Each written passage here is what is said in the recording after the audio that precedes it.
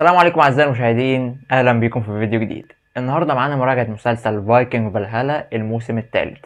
فتابعوا معايا الفيديو، ما تنسوش تدعموني وتعملوا لايك وشير وتاكدوا ان انتم مشتركين في القناه ومفعلين الجرس عشان يوصلكم كل جديد.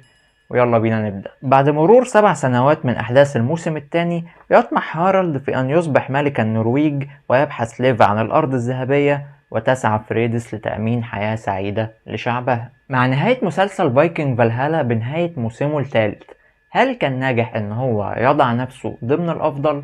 هل كان ناجح ان هو يستغل ارث مسلسل فايكنج؟ نتكلم عن جزئية القصة والسيناريو. بيقدم لنا المسلسل اكتر من خط قصصي موجود في القصة الخاصة بيه، حوالي 3 أو 4 خطوط موجودة.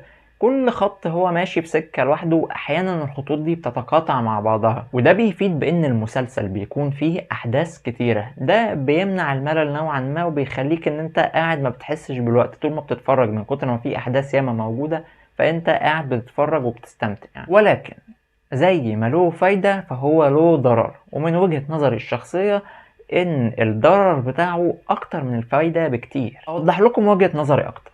انت دلوقتي عشان تشوف الموسم الثالث من فايكنج فالهالا لازم تكون شايف الموسمين اللي قبليه، لازم تكون شايفهم كويس، تكون مذاكرهم حلو قوي، لازم تبقى مركز نظرا لان بيقدم لك عالم كبير، خطوط القصة والشخصيات كتيرة قوي، فانت لازم تبقى مركز عشان تبقى عارف الشخصية اللي بتظهر دي معاك مين، وخاصة بأهني خط في القصة. فالموضوع هنا بيكون عايز ان انت قبل ما تشوف الموسم الثالث على طول تكون شايف الموسمين اللي قبليه، اللي هو تكون لسه مخلصهم دلوقتي عشان تبقى مركز وعارف معاه كل الاحداث. السؤال هنا بقى، هل المسلسل اصلا قدم ما يجعله منتظر؟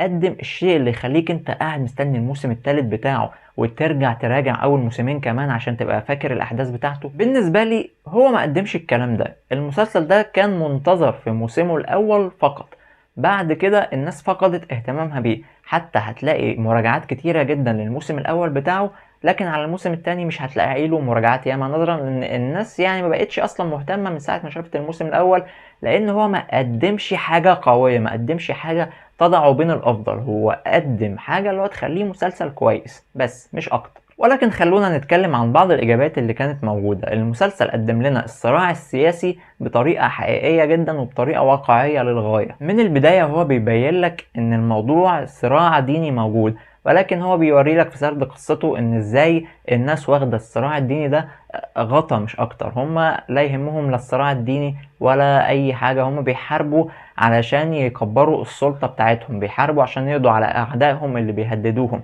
مش صراع ديني، لا هو صراع سياسي بحت وملوش أي علاقة بالدين. بيبين لك إزاي الحكام بيستغلوا الدين في الحرب، وبيبين لك كمان إن إزاي بسبب الحكم الناس عندها استطاعة إنها تتخلص من أي حد حتى لو كان أقرب الناس ليها، لكن الحد ده لو هيشكل خطر فمفيش أي مانع نتخلص منه في مقابل إن احنا ما يكونش فيه على السلطة بتاعتنا خطر، ونقدر نحكم لأبعد عدد من السنين. وأيضا من الإيجابيات اللي كانت موجودة معانا هو إن في النهاية كل شخصية دفعت تمن تصرفاتها. يعني معظم الشخصيات اللي موجودة معانا دفعت تمن تصرفاتها سواء بالسلب أو بالإيجاب. اللي عمل خير اتردله، واللي عمل شر اتردله. ولكن تظل أغرب حاجة كانت موجودة بالنسبة لي هو إن في حاجة في النهاية كانت حقيقي عبيطة جدا، مش هقدر اتكلم عنها دلوقتي، هتكلم عنها في اخر الفيديو بحرق. نتكلم دلوقتي عن الاخراج. على مستوى الصورة البصرية فالمسلسل قدر ان هو يقدم لنا اراضي الفايكنج والاراضي المحيطة ليها بافضل صورة بصرية ممكنة، ولكن الاخراج فوت فرصة عمره في ان هو يعمل معركة ملحمية تكون موجودة في الموسم ده. اكتر من فرصة كانت موجودة، ولكن الاخراج تحس ان هو اصلا بيهرب من المعارك ومن مشاهد الاكشن. كل معركة بتكون موجودة بيحاول ان هو يخلصها بأسرع حاجة ممكنة، وده طبعا أثر بالسلب على الموضوع. ازاي معركة بتخلص في دقيقة، معركة بتقتصر على بعض المشاهد القتالية فقط لا غير، في حين ان هو كان عنده اكتر من فرصة ان هو يعمل كذا معركة تكون ملحمية، تكون من اقوى المعارك اللي موجودة في عالم المسلسلات. لكن هو حرفيا هرب من كل المعارك اللي كانت موجودة وحاول ان هو يقتصرها في بعض مشاهد الاكشن بس. تفهمش بقى ده عيب ميزانية ولا هما كانوا يعني بيختصروا في الوقت، بس هو في حاجة غلط في الموضوع. اما بالنسبة للأداء التمثيلي فالأداء التمثيلي هو احد الايجابيات اللي موجودة معنا. مسلسل فيه شخصيات ياما، شخصيات كتيرة جدا، الأداء التمثيلي كان حلو من معظم الناس اللي أخدت مساحات قدرت إن هي تؤديها بطريقة تمثيلية حلوة جدا. تقييمي للموسم الثالث من مسلسل فايكنج فالهالا وللمسلسل عموما بالثلاث مواسم بتاعته هو 7/10.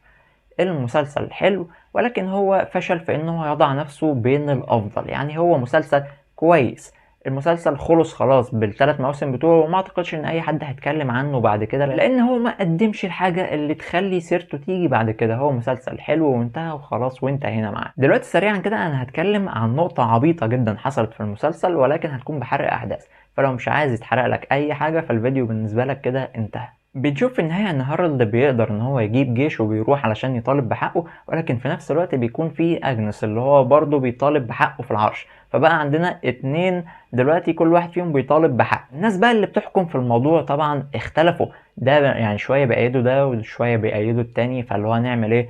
فقاموا عاملين مشهد بقى ايه اللي هم اتجمعوا حوالين بعضيهم كده، عملوا دايرة وقعدوا يتشاوروا مع بعض، وبعدين قاموا متضيرين قالوا طيب احنا دلوقتي انت هتحكم وانت كمان هتحكم معاه في حاجة من اعبط ما يكون. عندك اتنين مرشحين نفسهم ان هم هيبقوا الملك، فالناس اختلفت، فبدل بقى ما يقعدوا او بدل ما يحلوها بالقتال حتى، لا قالك انتوا الاتنين هتبقوا ملوك. تقريبا الكاتب هنا كسل ان هو يجيب سبب اقوى او كسل ان هو يعمل اي حدث، فقال لك احنا نحط دي واحنا هنبقى نتصرف معاهم بعدين، وفي الاخر هنخلي واحد فيهم يقتل التاني وانتهينا.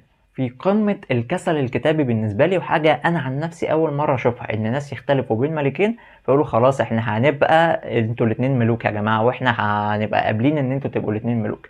ده يعني المثل بيقولك المركب أم رئيسين تغرق، فما بالك بلد فيه ملكين والاتنين يعني المفروض إن هما أعداء. ولكن ما علينا، مسلسل خلص، وزي ما قلت هو كان مسلسل جيد، ولكن ما قدرش ان هو يحط نفسه في الافضل، فما حدش هيتكلم عنه تاني. وبس كده اعزائي المشاهدين، نكون خلص فيديو النهارده. ما تنسوش تدعموني وتعملوا لايك وشير، وتاكدوا ان انتم مشتركين في القناه ومفعلين الجرس عشان يوصلكم كل جديد، واشوفكم تاني في فيديوهات جايه كتير ان شاء الله.